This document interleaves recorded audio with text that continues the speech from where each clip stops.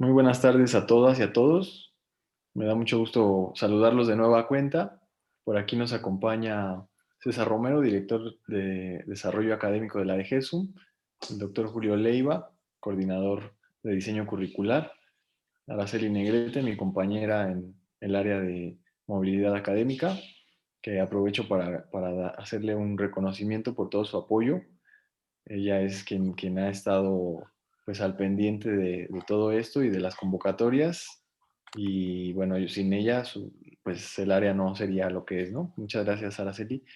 Y por supuesto, Thierry Greco, rector del Liceo Franco Mexicano.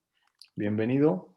Yo le cedo la palabra al doctor Julio Le. Ah, perdón. También nos acompaña Delfina Baguette, de la Embajada.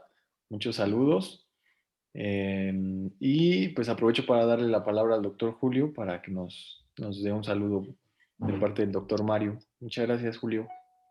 Cómo no. Bien, muchísimas gracias, Arturo, Thierry, por su presencia y colaboración en el día de hoy. A nombre del doctor Mario Chávez Campos, les externamos nuestros saludos tanto a nuestros compañeros, a César Romero, Araceli, Arturo, y a nuestros invitados del Liceo Francés, Thierry Greco y Delfín Navarrete, quienes estarán hoy presidiendo la sesión de la formación de directivos en esta segunda jornada de trabajo.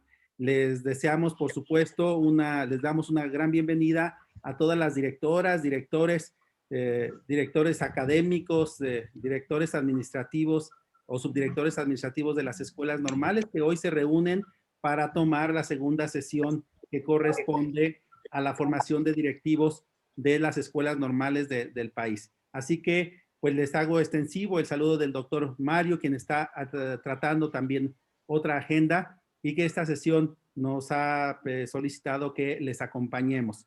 Le regreso la palabra a Arturo Castillo, quien es el anfitrión de este proceso, para que nos presente al invitado de hoy.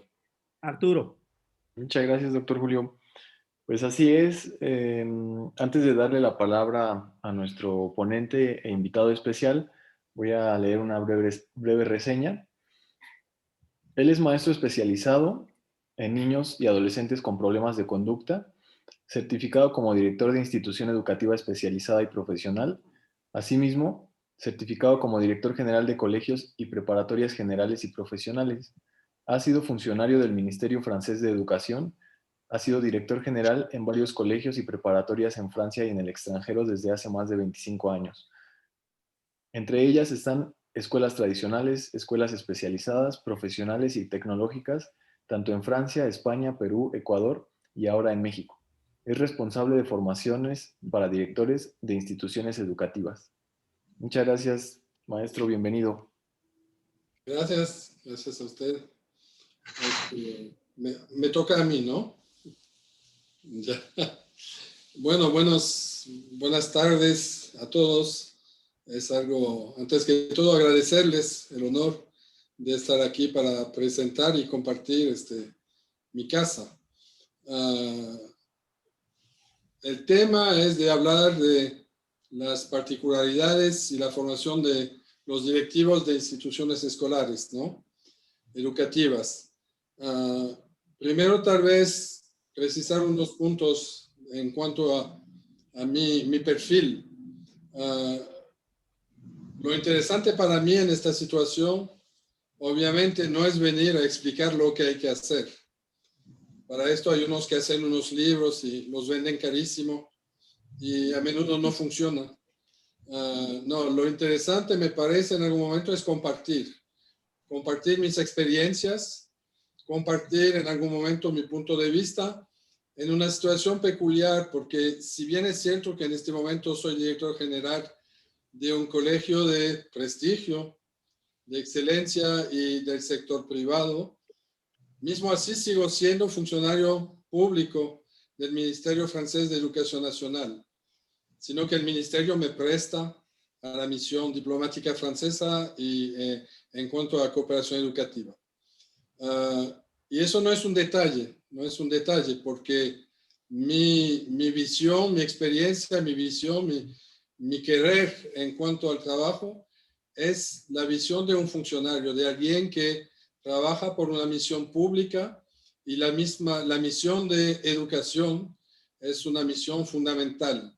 Y me da mucho gusto estar esta tarde con ustedes, porque en los encuentros que tuve con la SEP, con compañeros, con varios interlocutores, me encontré aquí en México con esta misma visión. La educación es una herramienta fundamental en la construcción de una sociedad, y eso es lo que nos reúne esta tarde, y me da mucho gusto.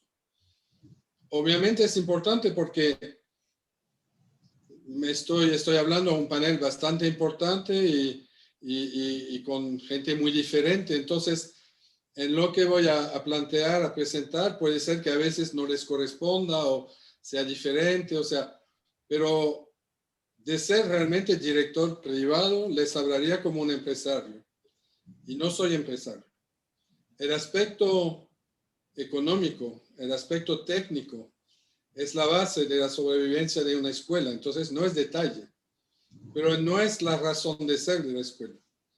Y en un país como México, en países latinoamericanos, por ejemplo, donde la educación también es un negocio muy importante, creo que es algo que no es que el uno sea bueno y el otro sea malo, pero hay que saber desde dónde uno habla.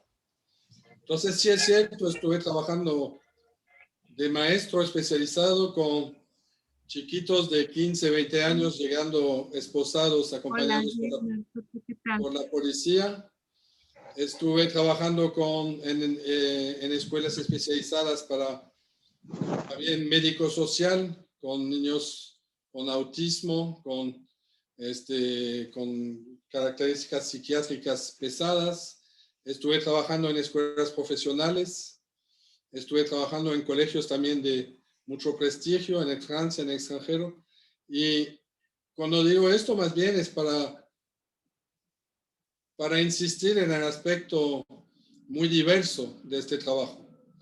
Y a veces desde afuera, a veces desde adentro, uno cree que la importancia de un director se mide a la cantidad de alumnos o al tamaño de la escuela. Y en realidad, para que haya grandes prepas, es porque en algún momento hay pequeñas escuelas de barrio que han hecho un trabajo tremendo, y así funciona. Todos trabajan y todos lo hacen lo mejor que pueden.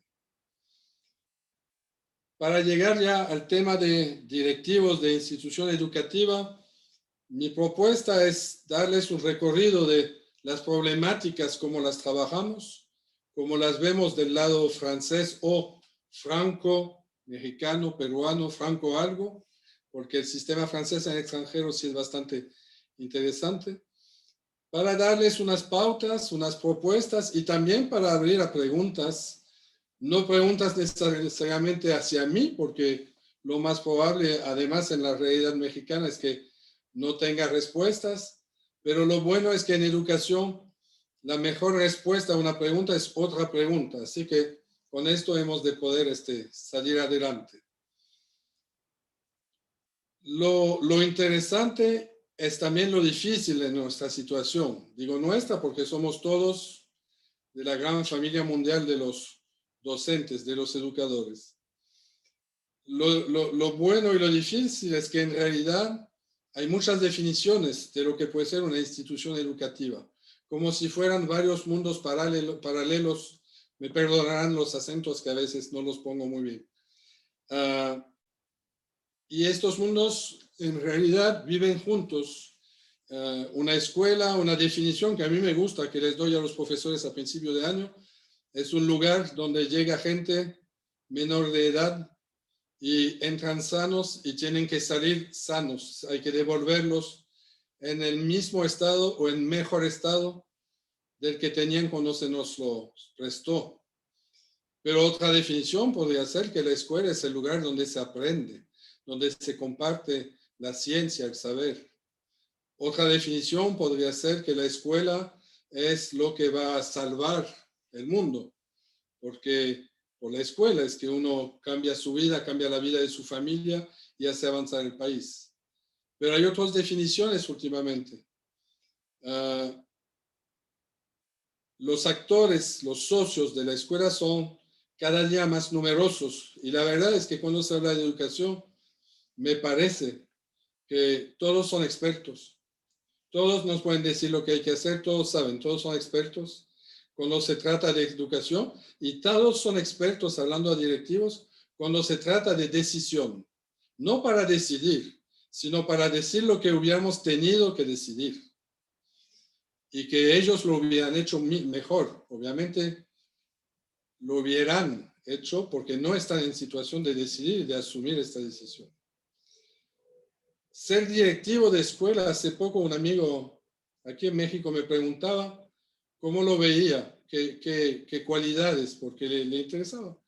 Y le dije la verdad, bueno, en forma de chiste, obviamente, que para mí en algún momento ser directivo de una institución educativa podría ser construir una esquizofrenia controlada y positiva. Son los términos que usé. Porque uno tiene que ser al mismo tiempo al pie de la acción, realmente al corazón, y un paso atrás para ver cómo funciona, y un paso de costado al mismo tiempo para ver si en cuanto a leyes estamos bien, y un paso del otro lado para ver si en cuanto a este ámbito emocional los niños están bien, y además una mirada desde arriba para ver si en 2-3 semanas esta actividad nos va a servir, no nos pone en dificultad. O sea, en realidad, detrás de los mismos ojos tiene que haber varias personas en la misma, porque me recuerdo cuando hice la formación hace esto ya 20 años, un profesor me dijo en este trabajo de directivo, lo importante es plantear las prioridades. Y detrás de él había otro profesor ya a punto de retirarse y se reía. Y le pregunté, ¿y por qué usted se ríe? Me dice, no, es que mi compañero tiene totalmente razón. Hay que plantear las prioridades. Lo que se olvidó decirles es que en este trabajo todo es prioritario. Y creo que sí es una buena definición. Y en estos tiempos complicados que estamos viviendo, no solo por la situación COVID, pero de forma más global, por la mundialización, por la globalización, por los retos económicos, la escuela, el centro educativo, la institución educativa también es la fuente de tantos deseos, la gente no espera de la escuela que haga tantas cosas. Tenemos que construir el futuro profesional, tenemos que hacer que también sea un buen vecino, que sea un buen ciudadano, que sea un buen hombre en el sentido general, buena mujer. Y todo eso son papeles que se han venido, misiones que se han venido agregando, adicionando, no es agresión, a la escuela en el sentido global, sin que nunca se lo haya dicho, pero cada vez se pone una cosa más. La sociedad tiene tal problema, a ver qué es lo que la escuela puede hacer. Y si la escuela tiene que hacerlo, nos miramos hacia el directivo, el equipo de dirección de la escuela, para decir, a ver, ¿qué van a hacer para que los niños hablen bien, para que no vayan a caer en droga, para que sean profesionales exitosos, para que ayuden a construir el país, para que salven lo que nosotros tal vez hemos destruido en cuanto a naturaleza, o sea, corregir nuestros errores. Todo eso son misiones de la escuela. Y si es misión de la escuela, es papel del directivo. Perdón.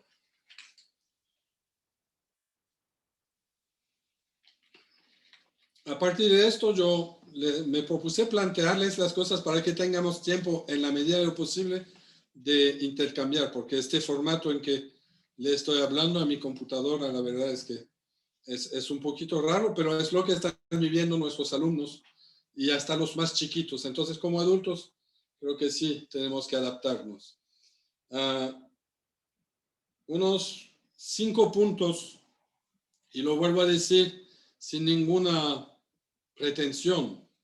No estoy aquí para dar clases. Hasta voy a ir más allá. Francia es un país viejo. o joven desde más tiempo, se dice. Lo que sí pueden aprovechar de nosotros aquí en México, que es un país más joven, es ver nuestros errores para no hacerlos. Aquí sí podemos llegar fuertes diciendo, eso lo hicimos y no lo hagan porque nos equivocamos. Entonces, estos puntos serían de dar una definición muy corta, así, obviamente tendrá que ser un poquito caricatural de lo que se espera de lo que será ser directivo de institución educativa. Para mí, dos aspectos. El primero, y personalmente, y lo vuelvo a decir, es personal. Así que pueden estar en total desacuerdo conmigo. Lo importante es reflexionar sobre el tema, no necesariamente estar de acuerdo. La palabra más importante en este trabajo, en este oficio, en esta misión, es el término, van a ser el término garante. El directivo, el equipo de dirección, solo, en grupo, tiene que ser garante frente a la comunidad educativa en su definición más amplia. En la comunidad educativa pongo el representante de padres, pero también el ministro, pero también el alcalde, el gobernador, también la asociación de padres, también todos los que en algún momento van a entrar en contacto y participar de este movimiento, porque tiene que ser un movimiento del sistema educativo. Y este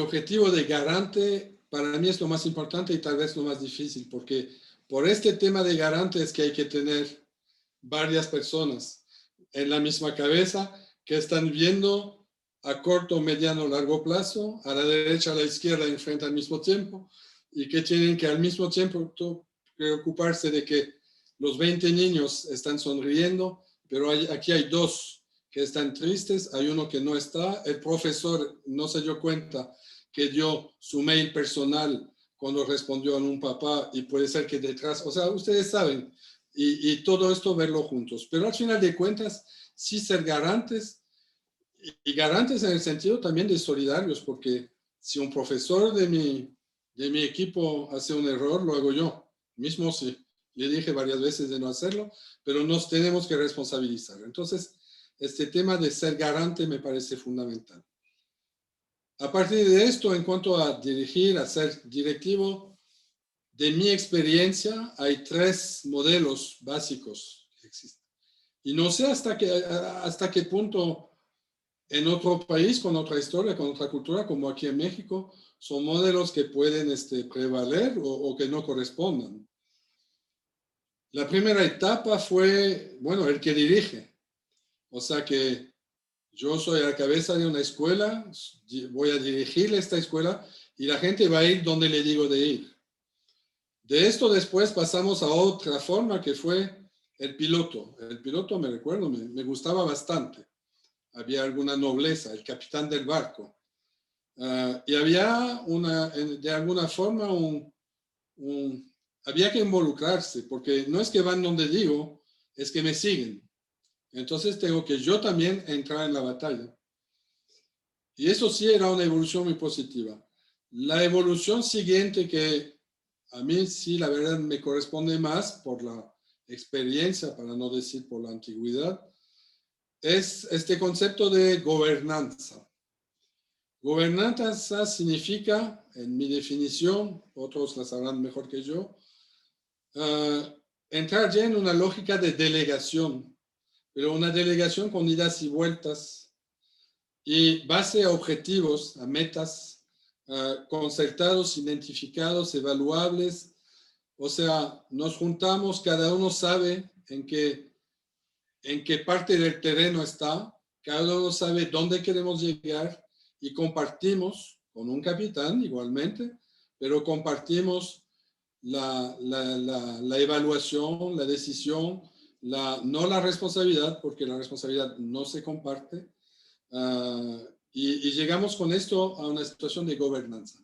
Esta situación me parece la más adecuada para cuadrar con, en final de cuentas, casi todos los formatos de institución educativa, que sea un colegio enorme con mucho dinero de una capital, o que sea una escuela chiquita, con pocos alumnos, en un lugar un poquito perdido, pero el trabajo es igual de importante y en este lugar perdido voy a tener que entrar en una lógica de gobernanza, lo cual significa que si estoy solo, voy a tener que construir este entorno educativo y voy a tener que construir esta comunidad educativa porque solo uno no puede hacerlo. Mismo un maestro solo en una escuela con una sola clase tiene que en algún momento construir un entorno que apoye a su acción, porque nunca está solo. Hay padres, hay alcalde, hay vecinos que se pueden molestar o que pueden apoyar. Y toda esta gente tiene que entrar en la mecánica. Voy un poquito rápido, me van a disculpar, pero quisiera también que tengamos tiempo de intercambiar en la medida de lo posible. Estos dos puntos me parecían definir una definición bastante útil de lo que puede ser un directivo. La particularidad puede ser, creo, con muchos países, en Francia es que uno primero es profesor, docente, lo que sea, pero profesor, maestro. Y para ser directivo en realidad hay que pasar un concurso. Y al lograr este concurso uno ya no es docente. Yo ya no, bueno, lo hago porque me da gusto, pero no puedo decir ya dejo de ser directivo y voy a regresar a ser docente, porque ya es otro papel, es otro nivel de mirada hacia el sistema escolar y consideramos en Francia que esto es un empleo en sí y que uno así como cambia totalmente de profesor a inspector, cambia totalmente también de profesor a director.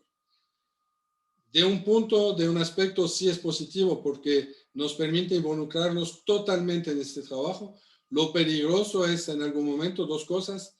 Gente que va en este trabajo porque ya no quieren ser maestros, ya no quieren tener alumnos y estos se encuentran después muy tristes porque si dejo a mi salón con 30 alumnos para ser director, en realidad ahora yo tengo 4,200, o sea que no es que ya no tengo alumnos, tengo mucho más. Y de la misma forma, el peligro es no cortarse de los profesores, de los padres, de los alumnos, porque si no nos encontramos en una torre hablando algo totalmente teórico, cortado de la realidad. Y en nuestro trabajo la realidad es un criterio primero. A partir de esto, de esta definición de garante, de gobernanza, me parece que hay unos imperativos que siempre hay que tenerlos y siempre, como se diría, cuestionar las evidencias, donde todos dicen, sí, es obvio, si dijo esto es que, no es que, hay que averiguar, hay que estar seguro. Y donde, no sé, términos que están muy de moda, y está bien, como el respeto. Si mañana me encuentro, ahora hacemos una encuesta, somos 450 más o menos. ¿Quién está a favor del respeto? Todos están a favor, pero son palabras que usamos desde tanto tiempo que a veces estamos a favor, pero con definiciones muy diferentes. Y el papel de un directivo en algún momento va a ser, en francés se dice poudre à gratter, el polvo que hace que a uno le pica, le molesta. Porque mismo cuando todos están de acuerdo, nuestro papel es decir, a ver, es que estamos hablando de la misma cosa. Y en esto sí tenemos unos imperativos que a veces padres, alumnos, profesores consideran que van en contra del interés de la actividad. Pero nuestros imperativos, yo tengo 3, 4, 5, hay más. La seguridad es el primero de todos. La seguridad, y yo lo escribí, hasta puse las seguridades. No es solo la seguridad física, es la seguridad emocional, es todo lo que nuestro primer deber es poner todo en su sitio, en marcha, para que no solo los alumnos, pero el personal también, los padres, para que todos estos seres humanos, porque un centro educativo, una institución educativa, lo primero que es una gestión de lo humano y la seguridad tiene que ser el primer imperativo. Otro que va con esto es la conformidad. La idea puede ser linda, el proyecto increíble, pero es que corresponde a lo que tenemos derecho de hacer. es que corresponde a lo que los niños tienen derecho de hacer, los adultos, la gente que está a cargo nuestro. Y la conformidad nos lleva a que nosotros somos los garantes, vuelvo con esta palabra, de que el fondo y la forma corresponden. En esto hay una evolución, en Francia por lo menos, no sé aquí en México, pero hay una evolución fundamental. Durante años la escuela tenía una obligación de, no sé cómo decir, de moyen, una obligación de medios, de herramientas, de intención. Hacemos todo lo posible para que funcione y veremos si funciona, porque no estamos trabajando con máquinas, estamos trabajando con seres humanos. Ha habido una evolución, aquí la veo también, de que ahora tenemos una obligación también de resultado. Tal es así que a mí me sorprende, porque en Francia todavía no nos llegó, iba a decir esta moda, no sé si es una moda, es una forma muy ligera de decirlo, pero el hecho de que a cualquier ocasión uno se encuentra con con un juicio, con un abogado. Yo como director en 20 años en Francia, nunca tuve que recibir a un abogado. Desde que estoy aquí en Latinoamérica, he recibido un montón. Y la verdad es que es una evolución global, porque mis compañeros en Francia ahora sí trabajan y tienen que recibir abogados. Porque estamos con esto ahora de una obligación de resultado. Y esto cambia totalmente. O sea, si comparan, no sé, un médico opera porque quiere con toda su fuerza, con todo lo que ha estudiado, curarlo. Pero no puede firmarle un papel antes diciendo, es seguro que con esto se va a salvar. Pero los médicos como los profesores nos están ahora oponiendo una obligación de resultado. Y esto es un peso más que le queda al directivo, que regresa a este papel de garante y cómo vaya a garantizar o el resultado o poder proteger a los docentes, proteger a la institución cuando la gente va demasiado lejos en esto de obligarme en un resultado. Se podría decir más. Los imperativos económicos, administrativos, psicoeducativos, el marco laboral, el marco legal, el marco contractual, todo estos, a veces mucha gente nos opone lo administrativo a lo pedagógico. Y en realidad, si manejamos bien todo esto económico-administrativo, es para que lo pedagógico funcione y tienen que trabajar juntos. Y aquí se vuelve lo complicado. Si ponemos dos directores en una institución, uno a cargo de lo administrativo, uno a cargo de lo pedagógico, y no se hablan, no va a funcionar, no hay forma. A partir de estos imperativos, que siempre sería como así, a través de cualquier proyecto, es que estamos bien en cuanto a seguridad, a conformidad, resultados económicos, administrativos, etc. Me parece interesante y bueno, me dicen si les parece que voy demasiado o demasiado rápido o no sé, o no lo suficiente. No, Thierry, extraordinario. Adelante con ese ritmo. Gracias. A partir de esto, la pregunta siguiente, ¿cuál va a ser? Estoy bien con lo de ser garante, con los imperativos. Ahora, ¿qué es lo que está en juego? Todavía no estamos trabajando. ¿Qué es lo que está en juego? ¿Cuáles son las metas? Estas cosas que a veces no están dichas, no están escondidas. Una vez, les voy a dar a veces ejemplos.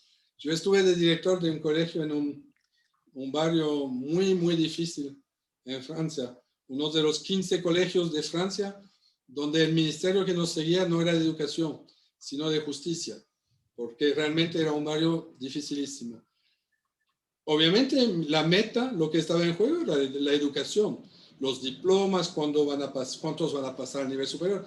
En realidad no. La meta que no estaba dicha, que estaba oculta, era que el colegio garantizaba la paz social en este barrio. Y eso, si no se lo dice, cambia totalmente el trabajo. Y uno puede involucrarse, trabajar mucho y equivocarse totalmente. Y aquí nos ponemos en peligro. Entonces, igual, preguntarse qué es lo que está en juego en mi institución en este momento con la comunidad. Por ejemplo, la pregunta, no tengo respuesta. Identificar, reconocer, no solo identificar, pero reconocer, decir sí, lo vi y existe y es la realidad. La diferencia entre lo oficial y lo oculto. Les voy a dar otro ejemplo. Hice una encuesta en otro colegio en el sur de Francia. Les di un mapa a los alumnos y les pedí poner en rojo las zonas donde no se puede ir, prohibidas. Y después pusimos este mapa encima del oficial. No eran las mismas zonas. Porque ellos sabían que lugares prohibidos en realidad sí se podía ir lo que se quería. Y otros que supuestamente se podía, nunca había que ir porque había tal persona. Entonces, en todos los colegios hay esto de lo oculto, lo oficial y lo no oficial. Y es algo que tenemos que trabajar. Porque hay una multitud de seres humanos, con cada uno con su... A veces profesores que se conocen desde 30 años, uno llega de directivo y dice, oh, van a trabajar juntos. No se puede, porque hace 30 años uno le dijo al otro tal cosa y no puede, ¿no? Y son cosas que uno no lo puede adivinar, pero sí hay que saber de que existe. Otra problemática que está en juego en una institución educativa y que le corresponde primero al directivo para que el profesor pueda hacerlo bien y que todo después se pueda ir siguiendo. ¿Cómo se hace para preservar la dimensión individual en una mecánica que necesariamente es colectiva, grupal, no global, grupal? Y esta es una pregunta que yo me voy a hacer respecto a mis profesores, los profesores de historia y geografía. Pero adentro hay uno que es diferente, los alumnos, los padres. ¿Cómo hago para no encontrarme como director de Chedraui, donde cada uno compra, regresa, cambia y está el cliente? Y punto, no somos así. Pero tampoco siempre decirle al padre, al alumno, al profesor, no, es que todos hacen igual, así que usted se las arregla. Y esta pregunta de cómo preservar, y a veces no solo preservar, sino optimizar, porque es una herramienta muy interesante, la dimensión individual en una mecánica grupal es algo que me parece fundamental.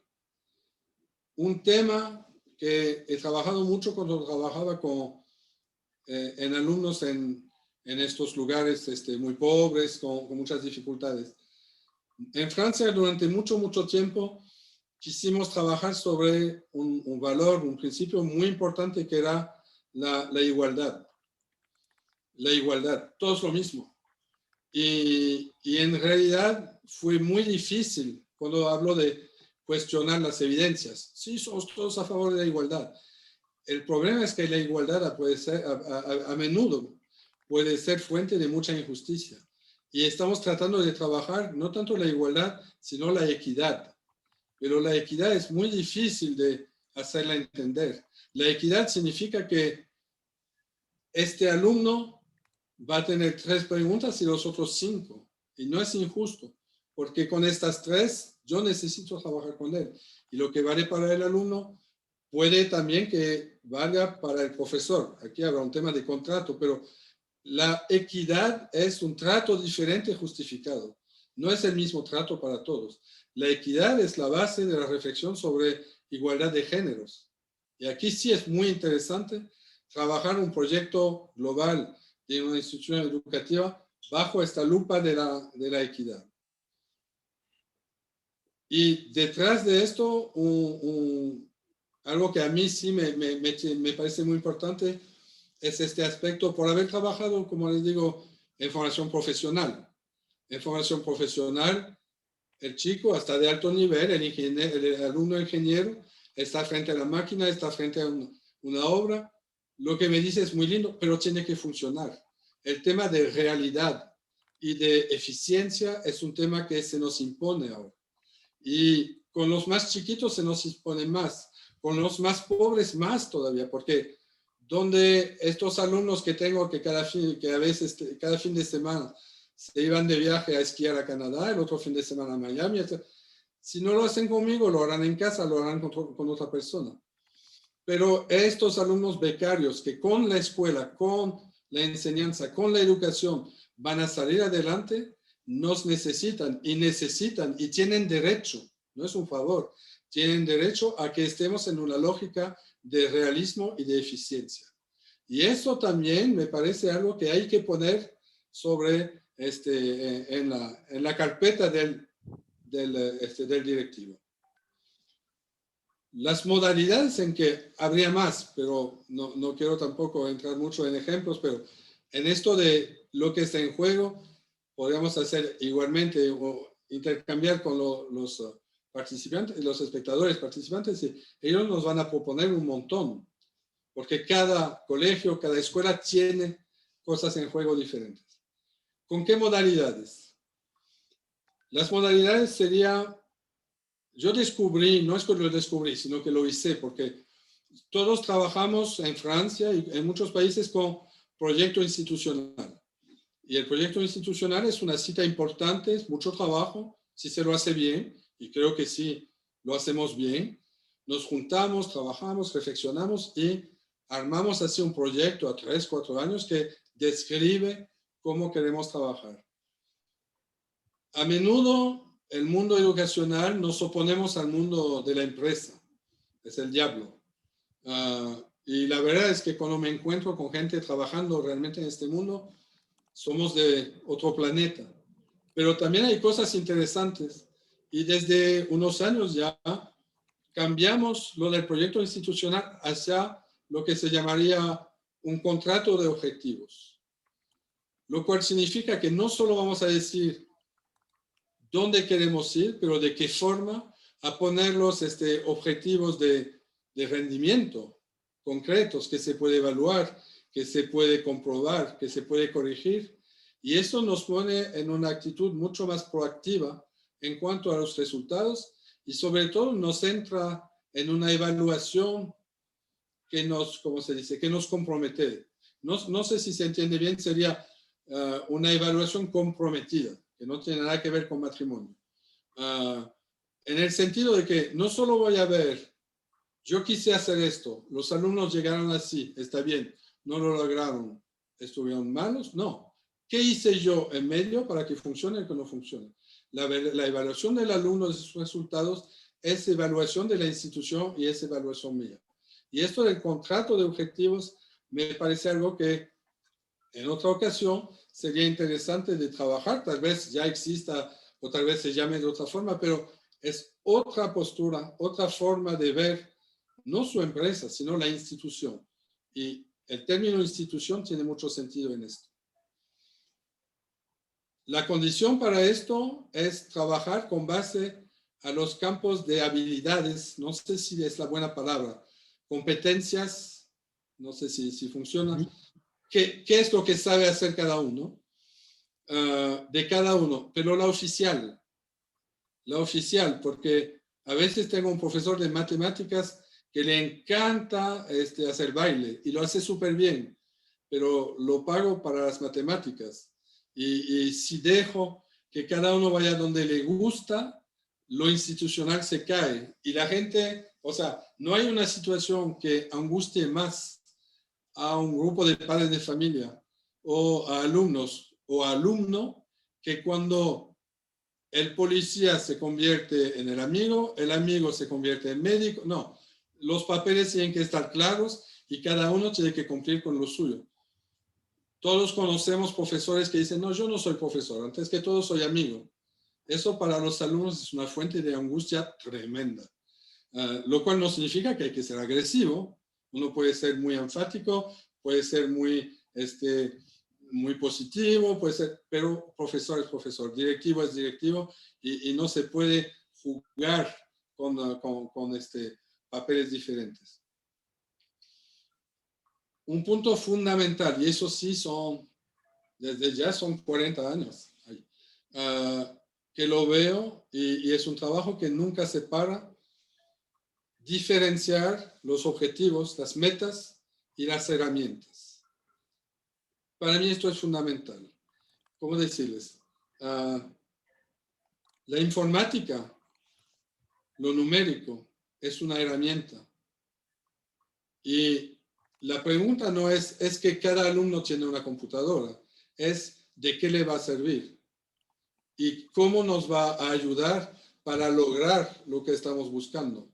El único que puede decir, no, lo numérico es un objetivo, no es una herramienta, es el profesor de informática.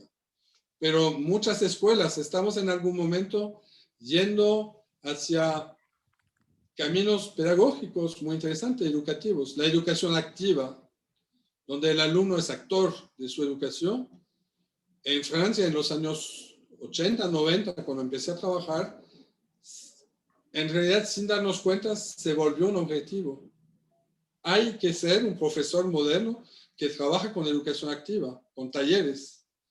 Y en realidad, no, es una herramienta, porque hay alumnos, hay materias que necesitan del uno o del otro.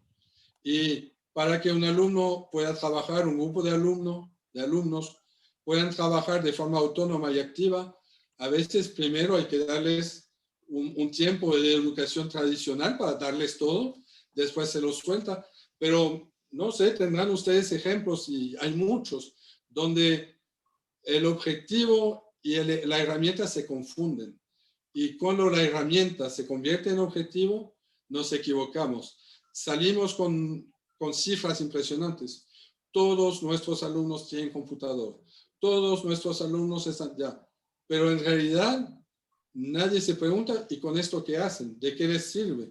¿Cómo con esto construimos estudiantes con más autonomía? ¿Cómo con esto construimos estudiantes que saben construir su proyecto de estudio y de vida? Entonces, eso me parece un punto fundamental y lo digo, o sea, a menudo cuando trabajo así en equipo de directivos, otro nos dice, aquí te equivocaste, porque es algo que tanto te gusta, tanto te interesa, que te olvidaste de qué sirve. Y es algo que siempre hay que preguntarse. Y a partir de esto, el trabajo que va detrás es esto de siempre nombrar los criterios de evaluación que vamos a tener respecto a lo que hacemos. Tengo 2 puntos más. Me dicen si quieren que me pare un poquito, que intercambiemos o seguimos con los puntos. Adelante, adelante, rector. Si gusta, dejamos las preguntas y los comentarios al final para hacer ¿Ya? el intercambio de ideas. Los indicadores de que, no que estemos trabajando bien, pero de que no nos vamos a equivocar. Porque por mi experiencia, y empezando conmigo, cada vez que uno dice eso está bien, ya corre un riesgo de caerse y nada me da más miedo ahora que el que me dice no, yo sé. No dudo. Hay que dudar. Nuestro trabajo es dudar. No dudar de forma angustiarse y dejar de dormir. No. Dudar en el sentido de es que va a funcionar, es que podríamos hacer, es que. Los indicadores, yo quiero insistir en uno que es fundamental. Y si hay aquí en la asamblea gente que va a entrar en puestos de directivos o que comienzan nomás, esto es algo que hay que guardárselo. En Francia, cuando yo era chiquito, algunos de ustedes no habían nacido, existía un juego barato, muy lindo. Era como un cuaderno con 3 niveles cortados y donde había personajes. Entonces había un vaquero, un bombero, un aviador, pero uno podía cambiarle la parte alta, el cuerpo o los pies. No sé si existió esto en México, supongo que sí. Que ahora los niños con computadoras nos dicen, esto no era juego. Pero era chistoso ver una cabeza de capitán con un cuerpo de bailarina, con unos pies de vaquero. En nuestro trabajo, esto es mortal. Hay realmente un tríptico fundamental entre el papel, el estatuto y la función, que siempre hay que recordárselo y preguntarse. El papel y los 3 puntos los tenemos, que lo queramos o no. Y los otros en el colegio, en la escuela también. Y la institución en sí funciona con esto. El papel, ¿qué es? Es lo que espera de mí la comunidad, cómo actuar en el... No quieren saber quién soy yo, sino dónde me quieren ver. Me quieren ver chistoso, no se preguntan si soy chistoso o no, me quieren ver duro. Ese es el papel. El estatuto es lo que dice el contrato, lo que dice el organigrama. Entonces yo soy el director general, yo decido. Y la función es lo que realmente se hace o se dice. Ahora les voy a dar un ejemplo porque siempre es más fácil donde los otros. Yo en Ecuador me encontré en un colegio que funcionaba súper bien, donde realmente, o sea, en cuanto a mantenimiento era espectacular. Un profesor quería algo, al minuto siguiente estaba hecho. Y lo raro es que cuando me encontré con el equipo de mantenimiento era pésimo. Pero no importa, porque desde años y años, quien tenía las llaves era el portero, que vivía en la escuela, que todos lo conocían, que conocía 4 generaciones de alumnos, y él lo hacía esto. Entonces, su estatuto era portero, pero su función en realidad era encargado de... Y el día en que él se enfermó, ya no había nadie para hacerlo. Y nos dimos cuenta que en todas las escuelas van a encontrar esto. Sea porque la gente se esconde, se disfraza, y tal profesor en realidad es profesor de francés, es profesor de español, pero le encanta el teatro. Y al final de cuentas los alumnos dicen, no, para el teatro es fantástico. Ahora sí, hay que sacarse un profesor particular para el español porque no lo hace. Y hay lo pueden hacer hasta con buena fe, pero esto sí es algo que tenemos que tener mucho cuidado, y los directivos también nos cae lo mismo.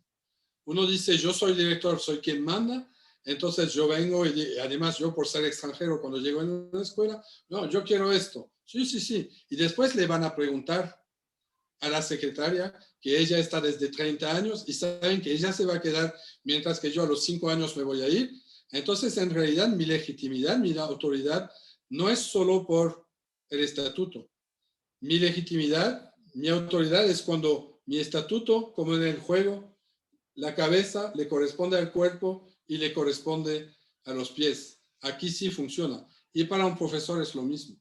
Uno puede ser vaquero, autoritario, o puede ser enfermero, simpático, pero si tiene el cuerpo simpático y la cabeza autoritaria, los alumnos van a decir, no sabemos quién es y no funciona. Entonces, este tríptico, papel, estatuto, función, me parece fundamental cuando se mira, por ejemplo, cuando se llega en una institución donde se va a trabajar, es algo que hay que ver enseguida. Y va a funcionar más que en situación normal, eso se puede parecer un detalle. Pero en realidad, si uno lo trabaja bien y a partir de esto hay que corregir lo que hay que corregir. Las cosas son institucionales. La enfermera es la enfermera, no es la perfecta que le gusta porque lo es simpática. No. ¿Por qué? Porque digo esto, porque cuando hay una crisis, esto es lo que nos va a salvar. Esto es lo que va a dar la buena reacción. Esto de coherencia entre papel, estatuto, función, lo que significa tener un organigrama coherente, verdadero y eficaz. Y esto de la crisis es un aspecto que tenemos que hablarlo. El trabajo del directivo no es un trabajo de bombero. No estamos aquí solo para las crisis. Pero sí es un trabajo, y estamos trabajando nosotros con un público, con un lugar donde los padres tienen todos esperando de nosotros, todo lo que no hacen en casa tenemos que hacerlo nosotros, el alumno que en la escuela nos hace todo, obviamente en casa es un ángel, entonces la crisis puede llegar en cualquier momento. El COVID, los sismos, los problemas en internet, los problemas sexuales, los problemas de violencia, y al momento en que llega la crisis, ya es demasiado tarde para poner orden en el organigrama. Ya es demasiado tarde para decir, a ver, cómo se reacciona. Lo cual significa que nuestro trabajo de anticipación, sin asustar a nadie tampoco, pero así como se lo hace con los sismos, de decir, obviamente no hay sismo, pero cada mes hacemos un ejercicio y lo hacemos hasta en los momentos que no nos gustan. El sismo hace 3 años nos cayó justo cuando estaban los padres adentro afuera, a la hora de la salida, en el peor momento. Si tengo que organizar ejercicios, la verdad, prefiero no hacerlo en este momento, que es complicadísimo. Pero el sismo sí nos cayó en este momento. Y lo que funciona con el sismo, funciona con todo. No hay que esperar a que llegue una niña que dice, me voy a suicidar, y eso es en el caso en que nos dice, está bien, para decir, a ver, ¿qué hacemos?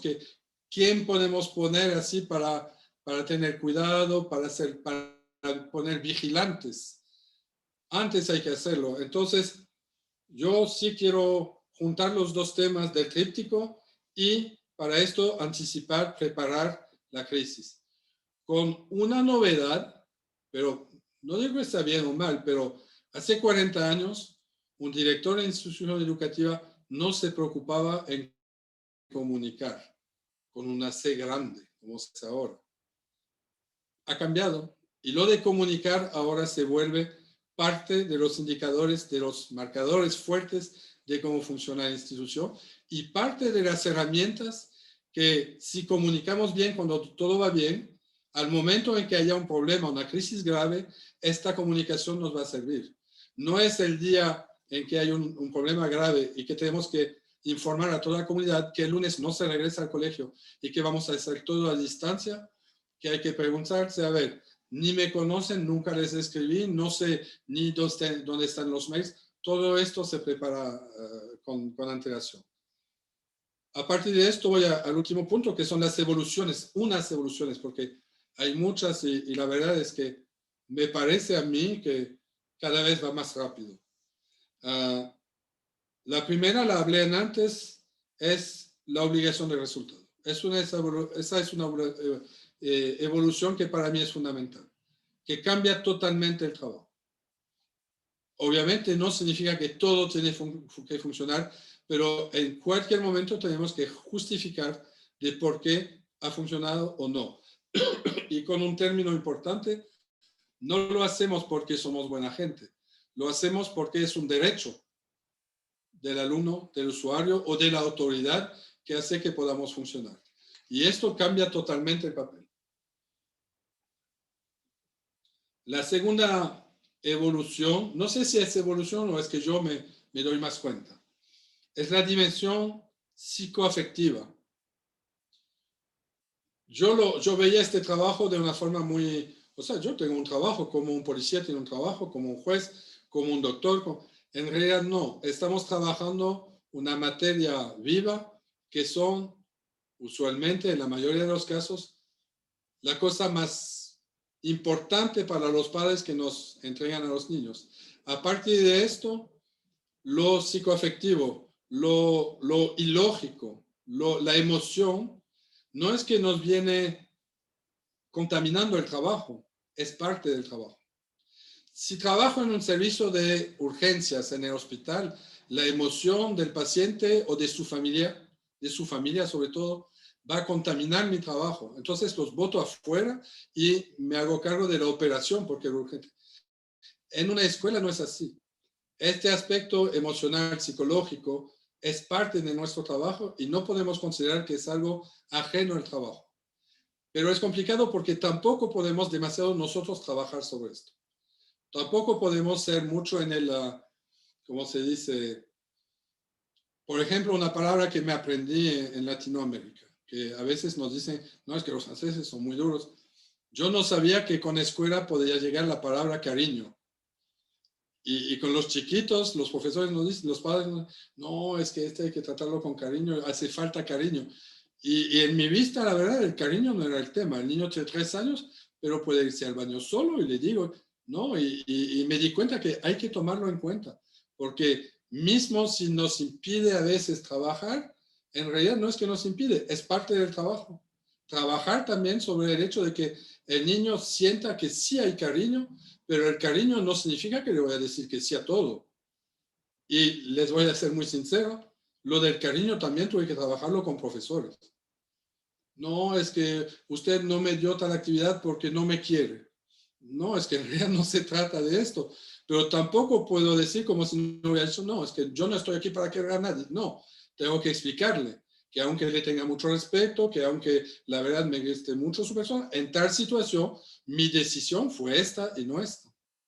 Y la característica de la escuela es que solemos decir, y supongo que aquí va a ser muy parecido, y sobre todo en los colegios con gente de nivel bueno o que cree ser de nivel bueno, tenemos 1000 padres o 1000 expertos. todos son expertos en educación, lo cual significa que en realidad cualquier cosa que hagamos van a ver, es que haciendo esto me ponen como buen padre, como mal padre. Entonces, me voy un poquito en terreno de psicología, pero bueno, psicología fácil, pero hay que estar consciente de que todo esto está en juego. Que hay alumnos, yo tengo ejemplos de alumnos que no lo lograban en la escuela y eran súper inteligentes. No lo lograban porque los padres nunca habían ido a la escuela y si el niño lo logra, traiciona a sus padres. Y no es que esté bien o mal, es que si yo como director no me doy cuenta de esto y no lo considero como una realidad, voy a seguir avanzando y voy a dejar el niño atrás. Entonces, este aspecto para mí sí es una evolución muy importante. Y si ustedes van a ver los directivos, los directores que han conocido cuando eran alumnos, unos eran muy simpáticos, pero la mayoría no iban en este terreno. Y los padres nunca hubieran ido a decirle a un director, no, es que a usted le hace falta cariño. Nos votaban. La posición en esto de los padres ha cambiado bastante. El padre, hubo una época en que se consideraba de que era un partenaire, como es, un socio afuera de la escuela. No es así. El padre es coeducador, que lo quiera o no, que lo haga bien o no, es coeducador. Y en realidad es el primer educador. Nosotros venimos segundo. Mismo si la educación en su forma más académica y global más nos corresponde, está mucho más tiempo con nosotros. Pero la posición de los padres han cambiado. Aquí en el extranjero me di cuenta por las escuelas privadas que puede ser cliente. Y por ser cliente no tiene más o menos derechos de que el padre de una escuela pública. Porque es ser padre que le da este derecho, no pagar o no. Puede ser usuario y puede ser socioeducativo. Y el socioeducativo sí es aquí sí es totalmente responsabilidad del directivo, porque eso instala una forma de relación en la comunidad educativa que es totalmente parte del proyecto de la comunidad. No se puede imaginar padres que consideran de que son socios de la escuela con una dirección totalmente cerrada afuera que no quiere hablar con ellos. Eso no. Pero tampoco funcionaría si los padres, en final de cuentas, son los que dirigen la escuela. Tampoco es una cooperativa. Y aquí este equilibrio es muy complicado y para mí eso ha sido una evolución muy fuerte. Dos otras evoluciones que a veces para mí, la verdad, una es problemática para mí. La primera es comunicar. La comunicación se ha vuelto realmente una clave fundamental. Lo que a mí a veces me da miedo o no me gusta es que muchas veces veo comunicación en vez de trabajo, porque se puede comunicar súper lindo de algo que no se hace. Eso es disfrazar. En realidad, y a veces es lo que se espera de nosotros, que no haya problemas y para que no haya problemas, que haya una comunicación muy eficiente que corte los problemas. Pero si esta comunicación no corresponde a la realidad de lo que se hace, nos va a parar los problemas, pero cuando van a salir va a ser terrible. Entonces, me interesa la comunicación si es comunicación sobre lo que se hace. No somos comunicadores, no somos publicistas, somos artesanos, somos obreros de educación. Entonces, no hay mejor educación, no hay mejor comunicación que la que habla de la realidad de lo que se hace o lo que se va a hacer. El tema, lo bueno con la comunicación es que hay un principio fuerte en este trabajo. En educación, los padres es igual, con los padres con sus hijos. Lo que se promete hay que cumplirlo, en lo bueno, en lo malo. Si como papá le digo a mi hijo, si no haces esto, este fin de semana no te llevo al fútbol, y no lo hace y le llevo al fútbol, me he perdido un camino tremendo. Y entonces a otro nivel, multiplicando, es lo mismo para un directivo. Lo cual no significa nada más que hay que cumplir con lo que se dice. También significa hay que tener mucho cuidado antes de prometer algo, porque hay que estar seguro. A veces uno con mucha sinceridad dice, si usted hace esto, yo lo despido. Y en final de cuentas no me di cuenta que técnicamente no puedo despedirlo. No tengo derecho. El derecho laboral me dice que no es así. Y el profesor llega en una situación que para mí va a ser peor que la anterior. Entonces, cumplir con lo que está prometido, lo cual significa no prometer cualquier cosa antes de estar seguro. Y el aspecto que sí a mí me está causando problemas, pero ha de ser también por mi edad, me gustaría saber lo que los jóvenes dicen, es el directivo 2.0. Es el directivo moderno, son las redes sociales. Las redes sociales, yo cuando era de alumno no existían. Y la descubrí y me pareció un universo fantástico. El Internet, no solo las redes. Ahora, en nuestro trabajo, de 10 problemas graves, 9 vienen por las redes sociales, donde no hay control, donde todo está posible y lo peor está posible, y donde los padres nos dicen qué están haciendo para que mi hijo en su cuarto deje esta red, no se ponga así, no mande foto, cuando el niño en su casa tiene computadora, tiene acceso a Internet. Y realmente aquí no tengo respuesta, pero tengo una situación muy contradictoria de que me fascina y me da un miedo tremendo lo de las redes sociales. Y por haberlo probado, poner un responsable técnico de redes sociales no cambia el problema, porque más va a temas de ciudadanía, a temas de respeto, a temas de compromiso personal de lo que es la educación, que a temas técnicos. En conclusión, lo que estoy diciendo es que, y la verdad lo digo sin ninguna, no tiene nada que ver con elecciones o con otra cosa, pero recordar que en lo que a mí me parece, educar es un acto político, siempre. No es un acto gratuito, no es un acto neutral. Darle a alguien conocimiento es un acto político, no en el sentido de partido político, pero en el sentido de construir un ciudadano, construir un ser humano que va a influir en un sentido como el otro. Cuando en una época en algunos países alumnos por su color de piel no podían acceder a tal nivel de educación, era obviamente un acto político.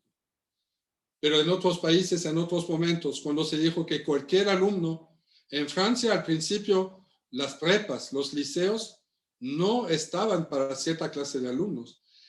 El día en que el gobierno de esta época dijo, cualquier alumno, no importa de dónde venga, si tiene resultados académicos, puede ir a prepa, hubo manifestaciones tremendas. ¿Cómo es que esta gente va a llegar a esto? Entonces, educar es un acto político y involucrarse en la dirección de un centro educativo es un acto donde uno va a tener que asumir esto. A partir de esto, ¿qué son los valores que voy a estar defendiendo? Se me pide defender. Yo soy funcionario. Muchos de ustedes lo van a hacer también. Yo en algún momento tengo una obligación de lealtad hacia mi autoridad. No solo en cuanto al trabajo hecho, sino a los valores que voy a defender y que voy a promover. Y a partir de esto es una pregunta que en sí valdría un trabajo de varias horas. ¿Cómo podemos construir un equilibrio, no un conflicto, nunca un conflicto, entre la ética y la ley? Porque la ley es objetiva, no tiene cariño. Y la ética nos lleva a lo bueno, a lo importante. Pero a veces se podría contradecir. Y nosotros en nuestro papel tenemos obligación de que los dos estén en adelante. A partir de esto, yo voy con 2 puntos realmente para terminar. Cuando empecé a trabajar, yo creía que mi trabajo era apagar todas las tensiones, todas. Que un buen colegio es un colegio como un barco en el mar donde no hay olas y no hay viento. Todo está bien. Y es verdad que era muy tranquilo y a veces se lo logra, con suerte, pero se lo logra. El problema es que si no hay viento no avanza. Y una institución educativa que no avanza, en algún momento regresa y no hace su trabajo. Ahora estoy con otra idea de que las tensiones, no estoy hablando de los problemas, las tensiones, los deseos del uno que van en contradicción con el deseo del otro, la necesidad del uno que va en contradicción con el interés del otro.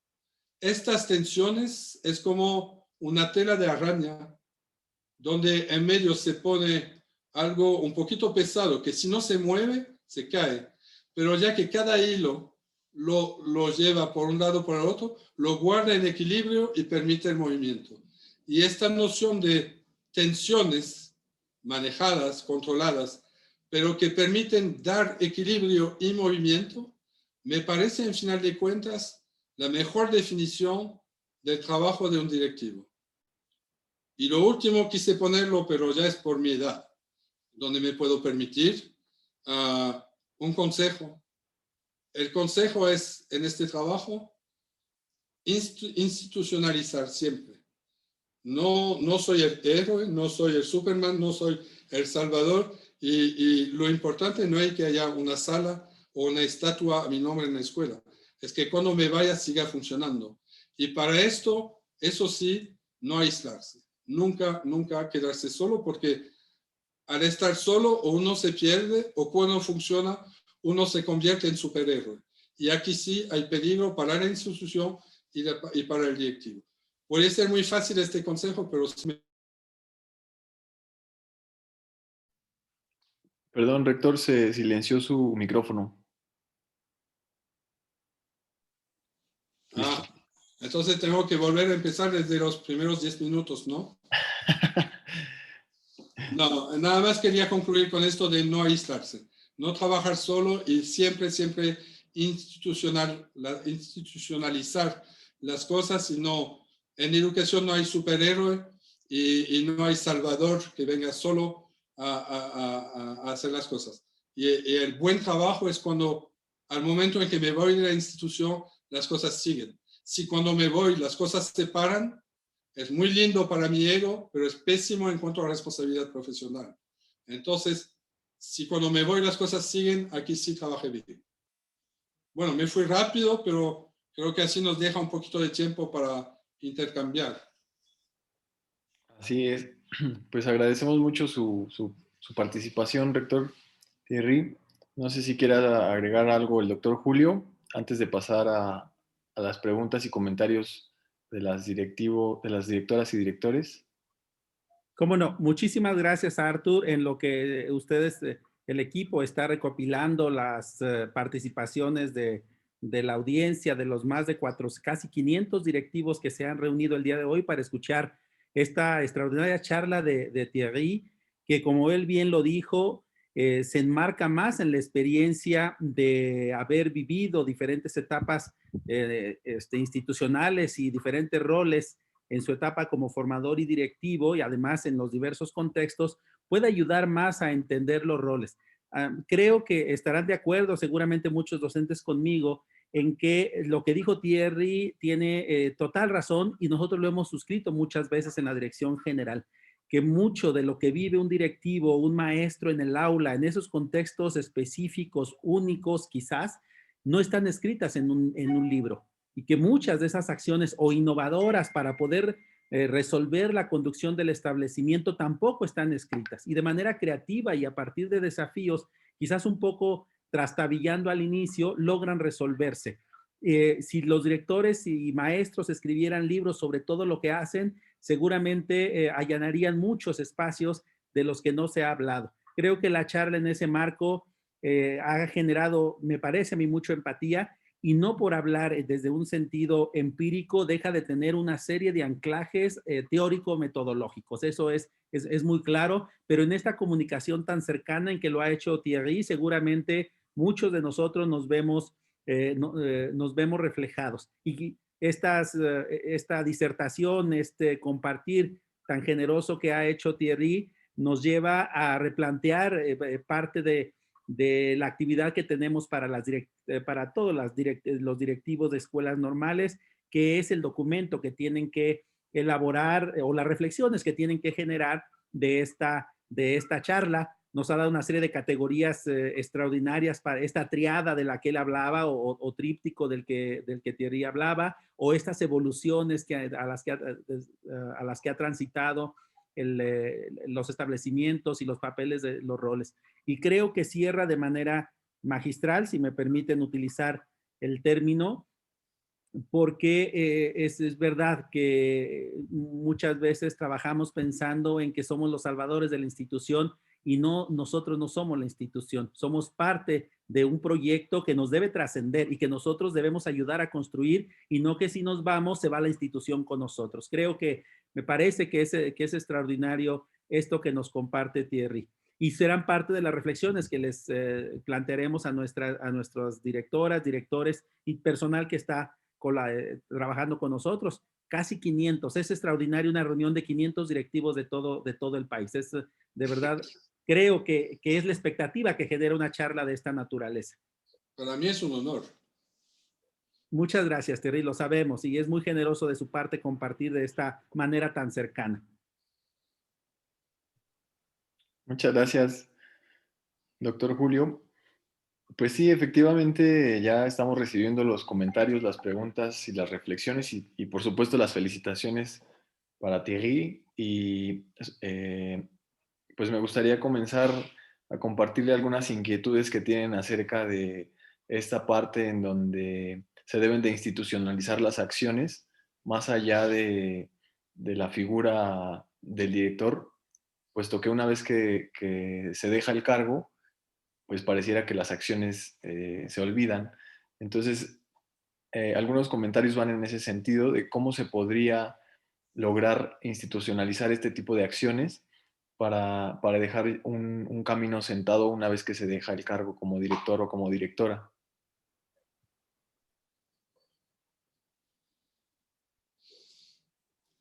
Me preguntan a mí, ¿no? Así es, así es. Por eso hablo de institucionalizar. Es lo más difícil en realidad. Hacer que las cosas se quedan si tienen sentido. Entonces, por ejemplo, este trabajo sobre cuál es la meta, cuál es la herramienta, nos permite que las cosas se queden. La herramienta va a cambiar, porque ocurre que yo soy francés y me encanta el rugby, entonces esta meta la voy a cumplir con la herramienta del deporte, y mañana viene otro con otra sensibilidad, la meta se va a quedar, no importa si cambia el medio. Entonces, si se ha hecho con la comunidad, hay que dejar de pensar de que quien llega un nuevo director y cambia la escuela. El director llega con una escuela que ya existe, con gente que ya trabaja, con alumnos que ya están, y se trabaja mejor y se va mucho más allá si se trabaja sobre lo que existe y no reponiendo todo a cero. Entonces, realmente, si el director no es el que está en la foto, es el que organiza para que la foto corresponda exactamente a los que hicieron la actividad. Y si él no está en la foto, está muy bien. Y si ven la imagen. A partir de esto, aquí en México a menudo tienen, creo, me dicen si me equivoco, gente que es docente, directivo, regresan a ser docentes. Mi pregunta ¿es que lo hacen en la misma escuela? Que no siempre ha de ser fácil. Otros que son docentes y a tiempo compartido son directivos.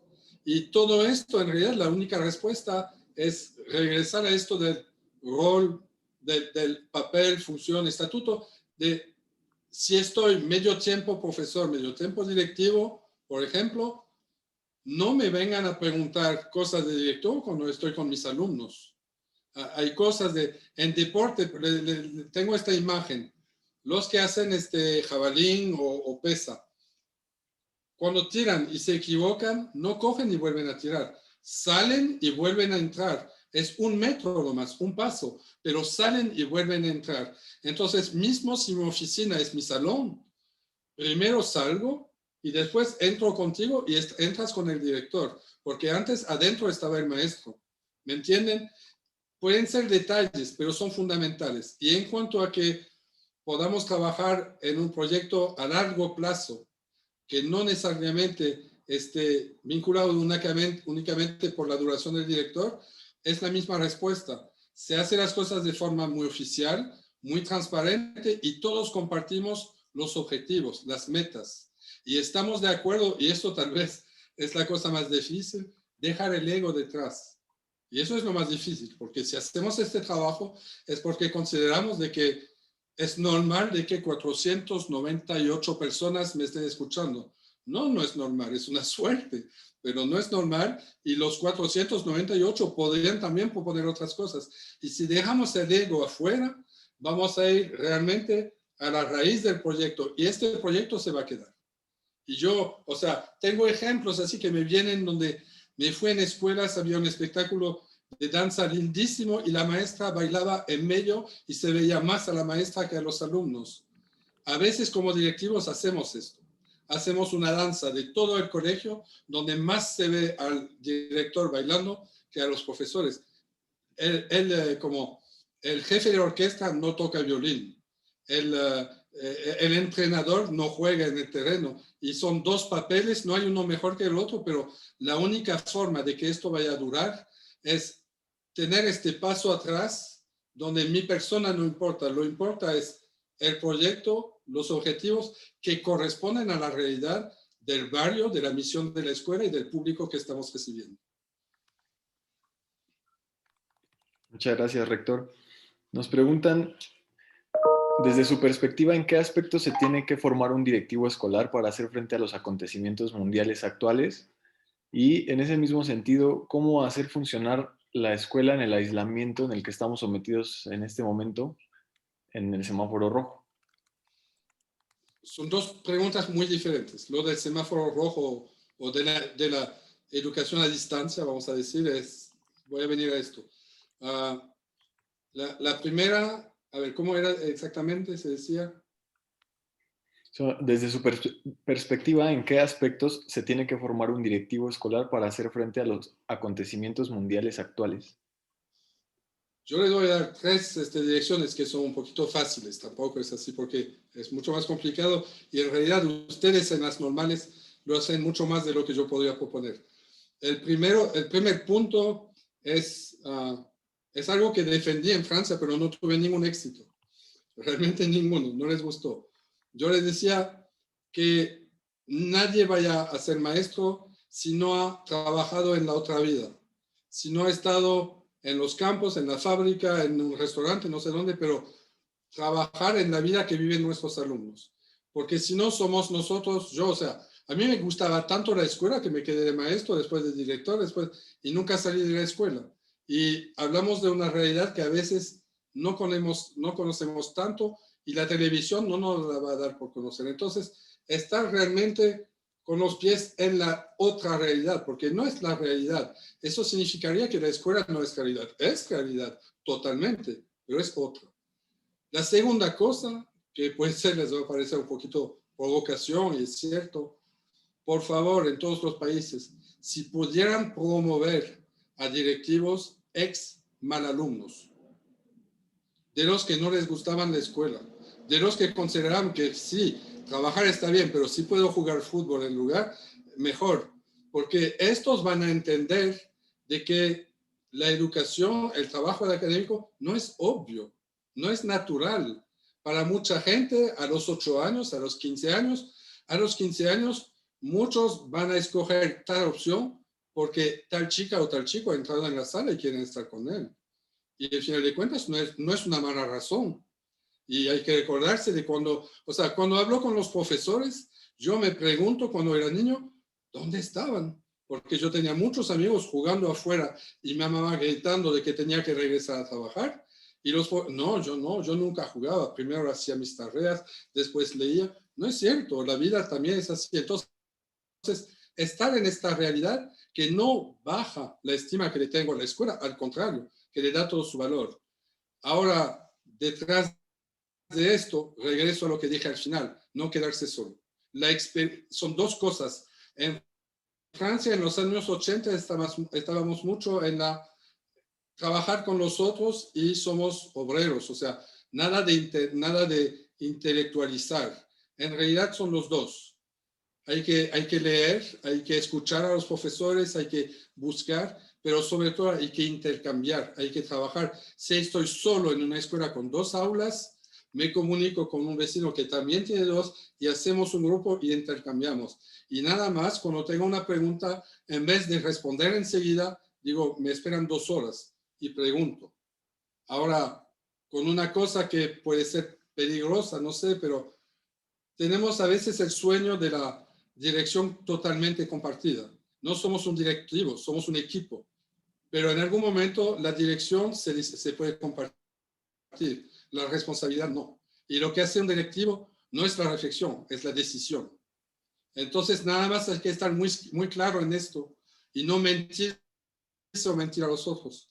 Trabajamos juntos, trabajamos varios, pero cuando me salgo del grupo y regreso a mi despacho de director mismo con una o dos aulas, la decisión es mía y tengo que asumirla y responsabilizarme. Pero no quedarse solo, creo que es la mejor opción. En cuanto al trabajo a distancia, sería mucho tiempo. Hemos trabajado fuerte con esto. Creo que la clave es no tratar de hacer por internet algo que se parezca a lo que hacemos en clase. Yo me inspiré mucho de cuando trabajaba en hospitales con niños muy enfermos, realmente muy enfermos, a punto de morirse en lugares totalmente aislados, y obviamente no esperaban de nosotros algo que se pareciera. Tuvieron algo diferente, pero con las mismas metas. Y en esto hay que ir, a partir de la realidad de lo que tienen los alumnos. Por ejemplo, lo de tener, es algo que hemos pensado, si algún momento regresamos a clase, la mitad de los alumnos con el profesor y se lo graba para que los otros vean, a mí no me gusta, no funciona. El que está viendo en la televisión no está participando. Prefiero reconocerle este estatuto de no estás en clase y trabajamos de forma diferente. Pero es súper complicado. Gracias, rector. Nos preguntan, ¿cómo mantener el equilibrio y la buena relación en una escuela cuando se vive de forma muy marcada las diferencias de visión entre una generación muy joven de docentes y la generación de docentes que están cerca de la jubilación? Tengo varias respuestas. Una, yo conocí a docentes ya jubilados mucho más jóvenes que unos que entraban en el trabajo. Y muchos se equivocan y consideran el nivel del docente a nivel de la edad de los alumnos o del color de su barba. Esa es la primera. La otra, hay un sociólogo en Francia que decía algo que a mí me gustaba y que no es siempre fácil ponerlo en marcha, pero mejor es un disensus, ¿se dice? Disenso, una oposición. Disenso, sí, correcto. Mejor es un disenso duro que un consenso blando. O sea, si para que todos trabajen juntos hay que decir que sí a todos y hacer como si no hubiera problema, no va a funcionar. Entonces, lo interesante es decir, no creo que la edad sea suficiente para que haya esta contradicción. Hay que ir más allá. ¿Qué es lo que es problemático en realidad? ¿La forma en que se recibió a los jóvenes? ¿O la forma en que los jóvenes llegaron? ¿O el desfase que hay entre su forma de trabajar y la otra? En tal caso, no hablemos de la edad, sino de cómo estamos trabajando, porque los alumnos no han cambiado la edad. No tenemos viejos alumnos con jóvenes alumnos. Entonces nos enfocamos en los alumnos que necesitan. Ahora tú estás a punto de jubilarte y esto no sabes hacerlo. ¿Qué sabes hacer? Puedes resolver el mismo problema, responder a los mismos objetivos con tu manera, y si los objetivos son los mismos, van a trabajar juntos. Pero eso es dejando el ego afuera. Gracias, rector. Nos comentan si puede abundar un poco más en qué características debe de tener el directivo 2.0 en el contexto actual. Es que justamente yo no soy 2.0 y es este que me da miedo, porque aquí sí me siento muy viejo. No sé, porque a ver, yo tengo admiración para unos compañeros que manejan lo en Internet como si fuera totalmente natural. Yo todavía soy de los que cuando escribo en mi teléfono un texto así en WhatsApp, le pongo coma, le pongo el espacio, pongo la palabra entera y me parece importante. Entonces, la respuesta no puede ser los nuevos directores no lo van a lograr. La respuesta es cómo podemos guardar los valores, guardar la organización de decisión y tomar en cuenta Internet como una herramienta y no como algo que se nos arrastra. Entonces, parte de mi respuesta, pero es la mía, y con mi público, no sé cómo funcione, es devolver a los padres lo que les pertenece. Cuando tengo problemas con alumnos que porque se han insultado, se han amenazado, han mandado fotos, o sea, todos conocemos, y me doy cuenta que en realidad todo esto pasó afuera de la escuela y nos piden a la escuela resolverlo, lo devuelvo. señor, usted me dice qué hago, su hijo tiene 11 años, tiene compu sin filtro en su habitación, con acceso a internet. Eso no es trabajo nuestro. Pero es muy difícil porque igual el problema llega en la escuela. Entonces, aquí la verdad es que pusimos toda una red, pero una red humana de gente que nos dice, aquí hay un cuidado, este está mal. Los profesores están muy sensibles a esto.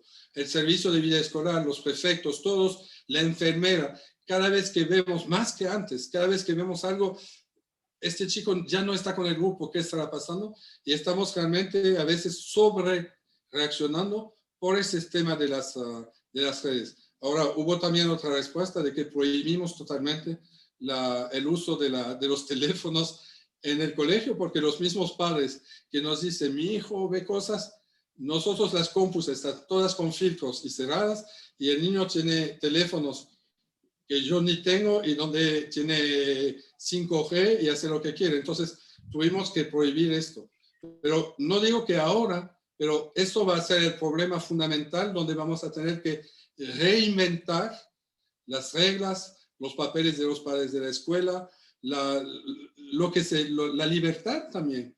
O sea, yo veo cosas que se escriben que de cara a cara nunca lo dirían, nunca. Pero por ser escrito con un apodo puedo decir lo que quiero y todo eso hay que reinventar. Entonces, no tengo respuesta, sino que es la misión que les doy a los nuevos de decir, por favor, ayúdennos a reinventar la escuela en este contexto. Muchas gracias, rector. Hay inquietudes acerca de cómo comparar de cierta forma la realidad mexicana con la realidad francesa a la hora de enfrentar ciertas situaciones que vivimos aquí en México particularmente. Y, y bueno, nos preguntan cómo se jerarquiza, cómo jerarquizar los problemas en la escuela cuando todos son importantes y cómo tratarlos. Eso es mundial. Eso es mundial, no es...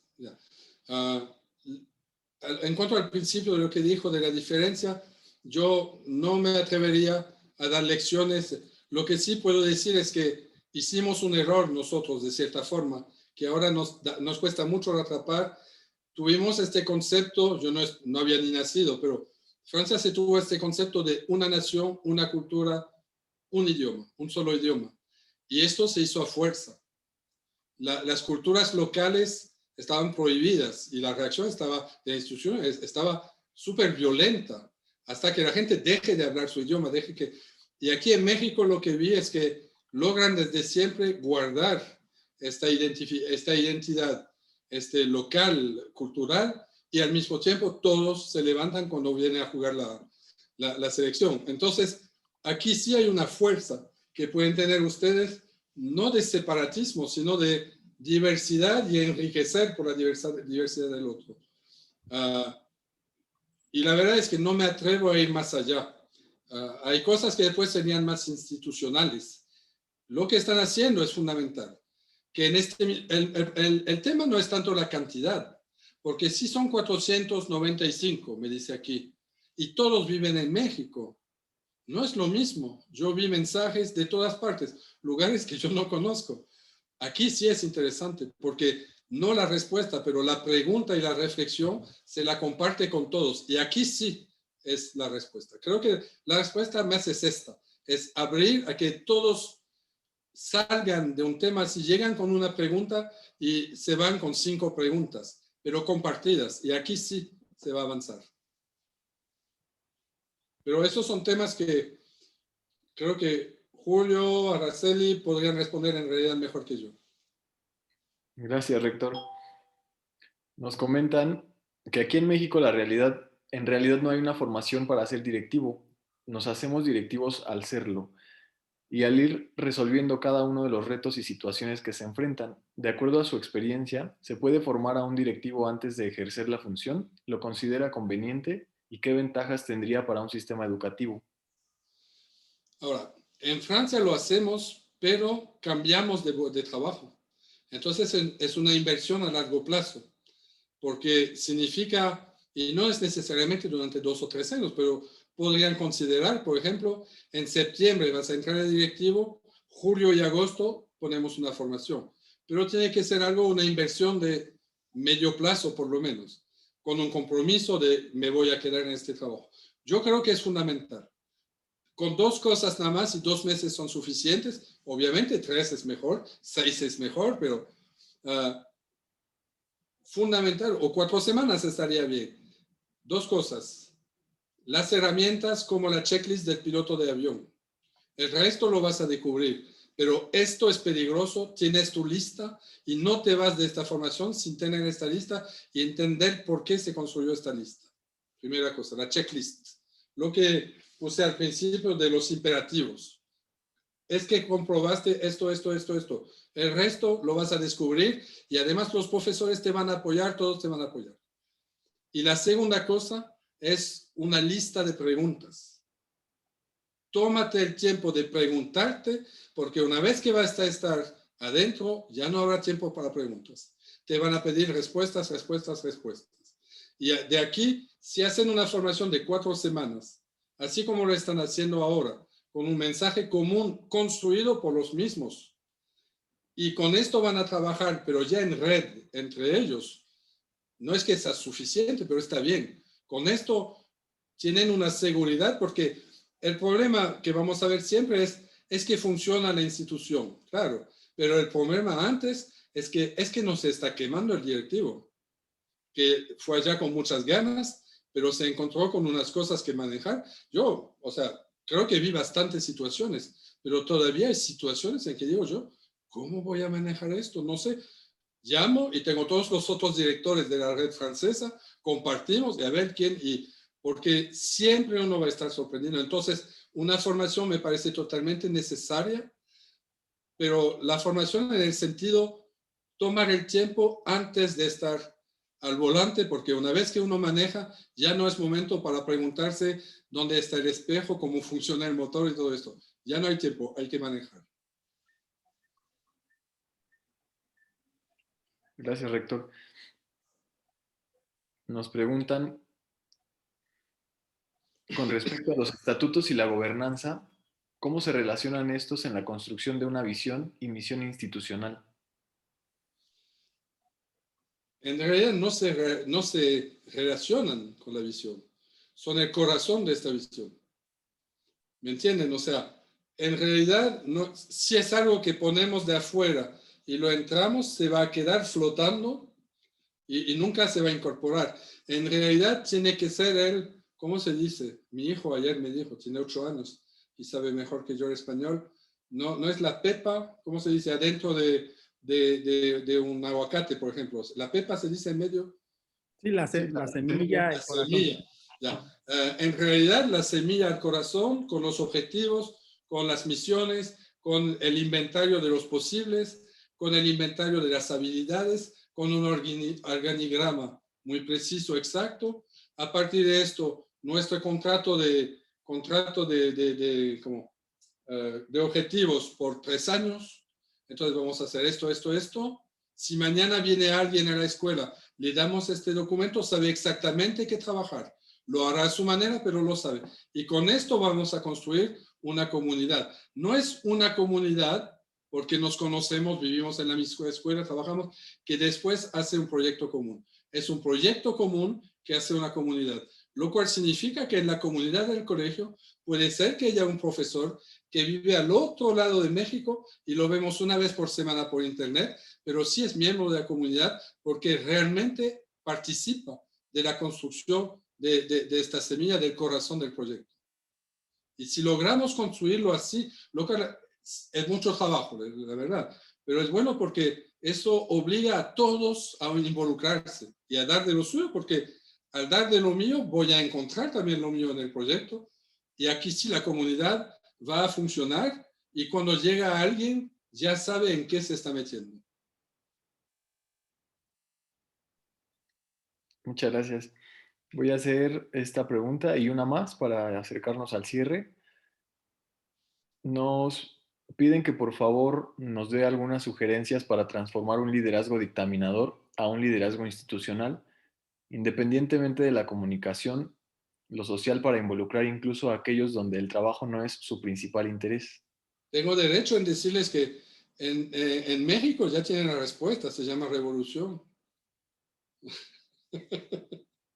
No, es complicado, pero en realidad, si esta dirección funciona así, ¿quién está arriba? Nadie funciona así por sí. Es que en algún momento alguien deja las llaves y todo el tema como lo decía creo Julio en antes, eso funciona mucho más allá, somos parte del sistema. Entonces, en realidad el liderazgo hay dos formas de verlo. Lo de la revolución era un chiste porque en realidad en una escuela no funciona y pone incómodo y inquietud en todo. Pero en algún momento reubicarse no en la persona, sino en los alumnos, en lo que estamos haciendo y adaptarse. Porque también voy a ser muy honesto, me ha pasado también, no es que tal persona funciona o disfunciona, es que no me corresponde. Y en realidad a otros les gusta. Entonces, a partir de esto, ver cómo me quedo con mi meta y la sigo haciendo funcionar. Obviamente, haciendo propuestas. Lo difícil es, como les digo, es que está clara la línea completa, desde el alumno hasta arriba, arriba, arriba, el ministerio, el gobierno, y es la mecánica global. Lo lógico es que si hay algo que no funciona, de todas formas se va a ver.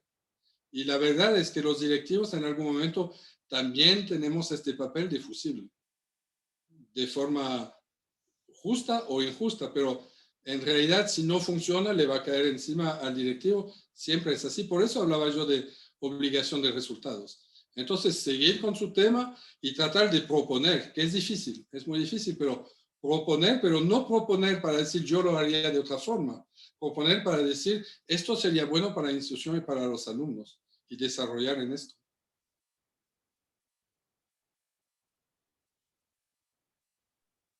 Muchas gracias, rector. Finalmente, nos preguntan en cuanto a la capacidad de acción, ¿cómo establecer un equilibrio entre lo afectivo y lo social? Pero eso es porque es el buen fin, entonces quieren muy barato un montón de cosas. Eso es un tema enorme. Yo creo, ahora es complicado porque yo tengo esta formación al principio de trabajar con alumnos así súper complicados, entonces mi formación desde el principio fue director, maestro y psicología y todo esto. Pero creo que no es tanto manejarlo, sino saber que existe y ubicarlo.